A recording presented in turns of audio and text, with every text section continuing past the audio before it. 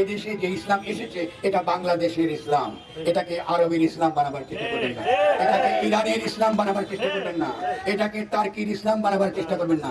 মূর্খ মিয়া বুদ্ধিজীবী হইছ, ইসলামের সৃষ্টি তো আরবে, আরবের বাইরে তো কোনো ইসলাম নাই। আছে কেউ যদি বলে আমি মক্কার হজ চাই না, মক্কা ছাড়া হজ আছে? যদি বলে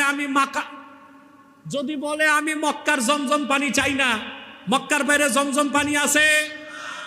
যদি বলে আমি আরশে আজিমের অধিপতি আল্লাহকে মানি না, ওটা মুসলমান না কাফের? যে বলবে আমি মক্কার ইসলাম চাই না, নিঃসন্দেহে সে কাফের। এই বুদ্ধিজীবীর সুরত দেখলে আমার কান্না আসে। সাদা কুর্তা, সাদা সালোয়ার, মাথায় কিম্ভূত কি মাকার টুপি, দাড়ি লম্বা আর মোচ অনেকটা ঢাকনার